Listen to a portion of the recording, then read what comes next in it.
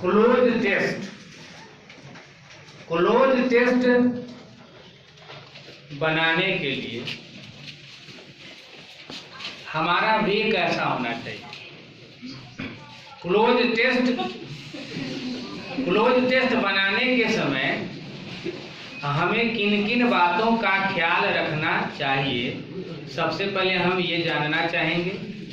लेकिन ये जो टॉपिक है क्लोज टेस्ट, इसमें यहाँ दो शब्द दिया गया है, एक है क्लोज और दूसरा क्या है टेस्ट। तो टेस्ट जो वर्ड है ये पार्ट्स ऑफ स्पीच में से क्या दिया है, टेस्ट इज इक्वल टू हो गया एग्जाम, जिसको बोलते हैं परीक्षा, जांच, परीक्षा। तो हमें यहाँ अभी जो जानना है, रियल में अगर देखा जाए तो हमें जानना है किसके बारे में, टेस्ट के बारे में। लेकिन ये टेस्ट किस टाइप का है, क्लोज। यहाँ पर जो क्लोज वर्ड है, ये क्लोज वर्ड इंफॉर्मेशन दे रहा है, इसको दूसरे शब्दों में कर सकते हैं, क्वालिफाई कर रहा है किसको, टेस्ट को। और टेस्ट यहाँ क्या है, नाउन है। तो नाउन को क्वालिफाई करने जो वर्ड आता है वो वर्ड क्या होता है, एडजेक्टिव होता है। नाउन को क्वालिफाई करने जो वर्ड आता है दैट इज कॉल्ड एडजेक्टिव। ये नाउन और प्रोनाउन दोनों को क्वालिफाई करता है एडजेक्टिव। तो इस जगह पर जो क्लोज वर्ड है ये एडजेक्टिव है। अब क्लोज का यहां पर जो सटीक मीनिंग होगा वो होगा नजदीक। इसी को दूसरे शब्दों में क्या बोलते हैं, करीब। और यहां इसको अकॉर्डिंग टू सेंस आप कह सकते हैं सूटेबल। सूटेबल को ऐसे हिंदी में हम लोग बोलते हैं उपयुक्त। तो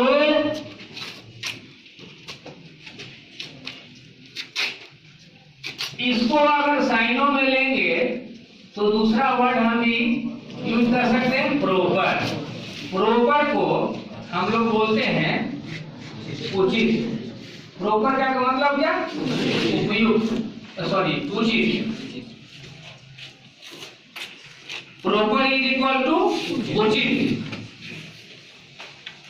तो कुल मिलाकर आप ये यहां समझ गए होंगे कि क्लोज टेस्ट में जो प्रश्न पूछे जाते हैं उसमें जो ऑप्शंस होते हैं, दिए गए ऑप्शंस में जो सबसे ज्यादा प्रॉपर होता है, अकॉर्डिंग टू डिग्री, आप इसको ऐसा समझ ले superlative degree according to sense, जो सबसे ज्यादा उपयुक्त होता है प्रसंग के लिए, जो सबसे ज्यादा सुटेबल होता है, उस वर्ड को हम वहां डालते हैं। क्लोज टेस्ट में जो प्रश्न पूछे जाते हैं इसमें प्रायः एक पैसेज होता है। पैसेज छोटा या बड़ा दोनों में से कोई भी हो सकता है। पैसेज जो होता है, पैसेज को ऐसे हम लोग हिंदी में बोलते हैं अवतरण। आप लोग हिंदी का एग्जाम मैट्रिकुलेशन वगैरह में प्राइमरी, मिडिल स्कूल और हाई स्कूल में जब रहे होंगे, हिंदी का एग्जाम दिए होंगे, तो उसमें इस टाइप का वर्ड आपको यूज करने का मौका मिला होगा, अवतरण। ऐसा प्रश्न आपने हल किया होगा, निम्नलिखित अवतरणों की सप्रसंग व्याख्या करे। तो क्लोज टेस्ट में जो पैसेज होता है, पैसेज, यहाँ पैसेज का मतलब है अवतरण। अनुच्छेद भी बोलते हैं। ऐसे पैसेज का दूसरा भी मीनिंग रास्ता भी होता है, गली भी होता है।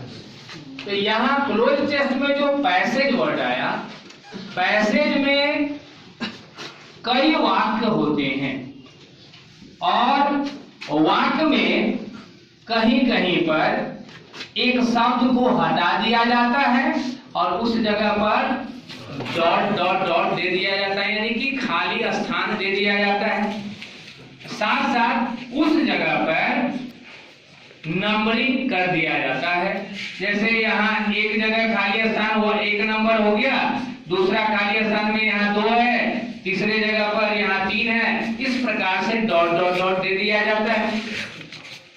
क्लोज टेस्ट बनाते समय हमें ध्यान में ये रखना है कि जो पैसेज दिया गया है फॉर द फर्स्ट टाइम हम पूरे पैसेज को पढ़े।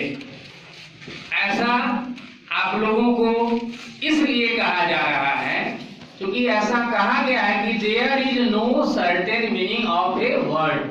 किसी भी वर्ड का, किसी भी शब्द का कोई निश्चित अर्थ नहीं होता है। It always depends upon the use of that word in the given sentence. Word का जो रियल मीनिंग है वो डिपेंड करता है सेंटेंस में वर्ड को किस जगह लाया जा रहा है, साथ साथ किसके साथ लाया जा रहा है, उसी के अकॉर्डिंगली उसका मीनिंग निकलता है। प्रायः ऐसा होता है, बहुतेरे बच्चे क्लोज टेस्ट बनाते समय क्या करते हैं कि सेंटेंस, जैसे फर्स्ट सेंटेंस दिया है इसको बनाना है, सेंटेंस पढ़ते हैं, यहाँ 1 नंबर जैसे खाली स्थान दिया हुआ है तो फर्स्ट सेंटेंस पढ़ने के बाद तुरंत यहाँ जो 1 नंबर में A, B, C, D जैसे ये 4 ऑप्शंस जो यहाँ दिए गए, चारों ऑप्शंस को बच्चे देखते हैं और इस सेंटेंस के हिसाब से 4 में से जो सुटेबल होता है उस चीज को टिक कर देते हैं, यानी कि उस वही आंसर दे देते हैं। आंसर सही हो जाता है, लेकिन इस तरह से अगर आप क्लोज टेस्ट का क्वेश्चन सॉल्व करेंगे तो इस बात की कोई गारंटी नहीं है कि ये हमेशा आपका सही हो, क्योंकि कई बार ऐसा देखा गया है कि क्लोज टेस्ट में जैसे यहाँ ऑप्शन नंबर 2 है, जो दूसरा नंबर खाली स्थान है, यहाँ अगर दूसरा नंबर जो क्वेश्चन का यहाँ ऑप्शन दिया गया है A, B, C, D, कभी कभी होता क्या है ये दूसरा जो खाली स्थान दिया गया है इसके लिए जो 4 ऑप्शंस दिए गए हैं, या बैंकिंग के एग्जाम में 5 ऑप्शंस होते हैं A, B, C, D, E, तो जो ऑप्शन दिए गए हैं जब इतना पढ़ते हैं हम तो इतना के हिसाब से ऐसा लगता है कि इस क्वेश्चन के लिए क्वेश्चन यानी कि दूसरा नंबर जो खाली स्थान है इसके लिए सुटेबल ऑप्शन क्या होगा, सी होगा। और इसको हम फिर ऐसे इसी तरह से आगे बनाते चले जाते हैं।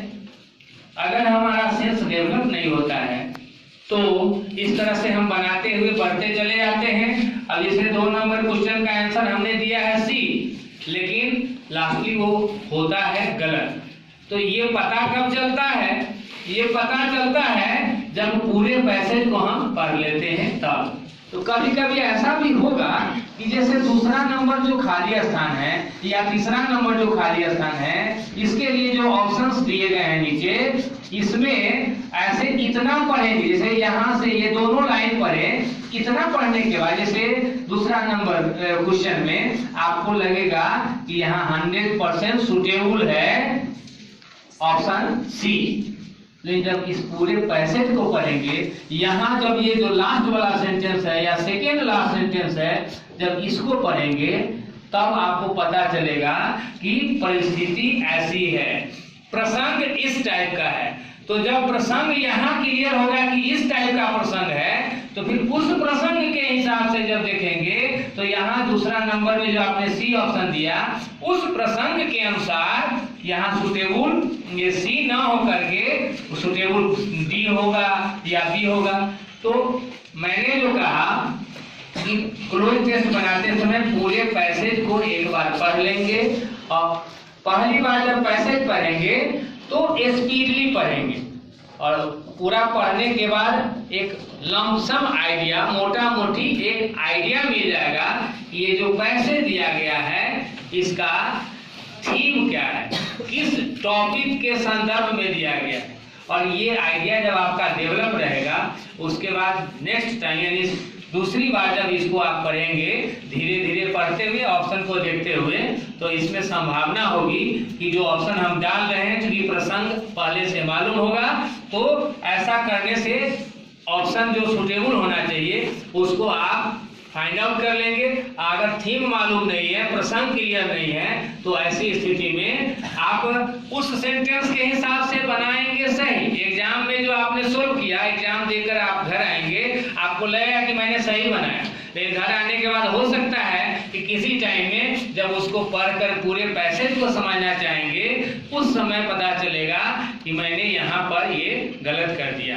दूसरी बात ये है कि जैसे कोई एक सेंटेंस जैसे यहाँ दिया हुआ है, जैसे इसमें वर्ड डालने की बात है, तो वर्ड डालने की जो बात है, तो इस वर्ड का जो आप मीनिंग निकालेंगे, कोई जरूरी नहीं है कि आपने जो याद कर लिया है, रट लिया है, वही मीनिंग निकले, क्योंकि वर्ड यहाँ जो आप इसमें से डाल रहे हैं उसका जो रियल मीनिंग है वो इससे पहले कोई वर्ड आया है या इसके बाद आया है, उसके अनुसार मीनिंग निकलेगा।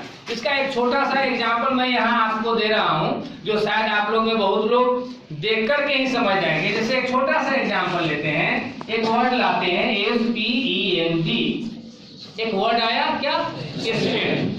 ऐसे आप लोग याद किए होंगे स्पेंड का मीनिंग क्या होगा। स्पेंड मींस बिताना। जैसे किसी बच्चे के माइंड में आया कि स्पेंड मींस खर्च करना, तो अब कोई बच्चा इसके बारे में याद किया स्पेंड के बारे में कि स्पेंड इज इक्वल टू खर्च करना। कोई जरूरी नहीं है कि जो वर्ड आपने याद किया है और यही मीनिंग वहां काम कर जाए। वर्ड का मीनिंग बताना है स्पेंड का, लेकिन ये स्पेंड वर्ड आया किसके लिए है उस पर डिपेंड करेगा। अगर कोई बच्चा कहेगा स्पेंड इज इक्वल टू खर्च करना, स्पेंड मींस खर्च करना, तो ये कोई गारंटी नहीं कि सही होगा। जैसे अगर यही स्पेंड वर्ड आ गया मनी के साथ, तो ऐसी स्थिति में आपने जो बोला खर्च करना, ये सुटेबल। तब अगर यही वर्ड स्पेंड मनी के लिए है, तो खर्च करना जो आपके माइंड में आ रहा है, ये क्या होगा, सही। यही स्पेंड वर्ड अगर आ गया टाइम के साथ, तो फिर ये जो वर्ड है स्पेंड और इसके लिए जो आपने याद किया खर्च करना, ये सुटेबल नहीं होगा। एक छोटा सा एग्जाम्पल यहाँ है, शायद आप सबों को दिख रहा होगा। दिख रहा है कि नहीं? ऐसे कितने लोग हैं जिनको दिखाई दे रहा है, जरा हम जानना चाहेंगे। कितने लोगों को दिखाई दे रहा है? स्पेंड वर्ड जब मनी के स्पेंड वर्ड टाइम के साथ आएगा, तो फिर वहाँ खर्च करना नहीं बोलेंगे, इसके साथ जब आएगा तो वहाँ हम ये बोलेंगे व्यतीत करना या बिताना। तो क्लोज टेस्ट के बारे में जो मैंने अभी आइडिया दिया, इससे आपको कुछ एहसास हुआ, कंसेप्ट में कुछ चेंजिंग आया? आप लोग के अनुसार सेंटेंस जो क्लोज टेस्ट का जो सेंटेंस रहेगा, तो बारी बारी से सेंटेंस को पढ़ के बनाते जाना बेहतर होगा या पहले एक बार पूरा पढ़ लेना बेहतर होगा? क्यों, क्या फायदा मिलेगा इससे? क्लोज टेस्ट का क्वेश्चन बनाते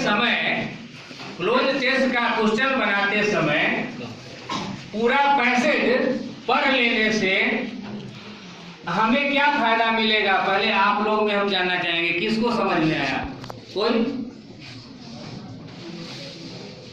क्लोज टेस्ट का क्वेश्चन सोल्व करते समय पूरा पैसेज पढ़ना पहली बार हमारे लिए क्यों जरूरी है? क्योंकि आगे जो दिया गया है उसके बारे में पता चलेगा और उसके अनुसार हम मतलब ये जो ऑप्शन दिए गए हैं सुटेबल ऑप्शन चुन सकेंगे। ओके, ठीक है। आप लोग में कोई? चलिए बताइए। पूरा पैसेज पढ़ने के बाद हमको ये पता चलेगा कि ये जो ऑप्शन में सुटेबल वर्ड है, वो सुटेबल वर्ड उसका मीनिंग अलग अलग हो सकता है, लेकिन उसको हम उस सेंटेंस के वहाँ पे जो सुटेबल होगा उसके अनुसार वहाँ पे जो आएगा वही हम उसको वहाँ पे देंगे। इसलिए पूरा पैसेज पढ़ने से हमको यही फायदा है। पूरा पैसेज पढ़ने से फाइनली आप क्या कर सकते हैं कि पूरा पैसेज अगर एक बार हम पहली बार पढ़ लेते हैं, तो इससे हमें बेनिफिट क्या मिलेगा? इससे बेनिफिट यही मिलेगा कि हमको जो सुटेबल वर्ड होगा वही पे हम उसको यूज कर पाएंगे। ये रोहित कुमार, आप बताइए। पूरा पैसेज पढ़ लेने से हमें ये उस पैसेज का थीम मालूम पड़ जाएगा। थीम मालूम पड़ जाएगा। That's good, very good. और ओके, सिट डाउन।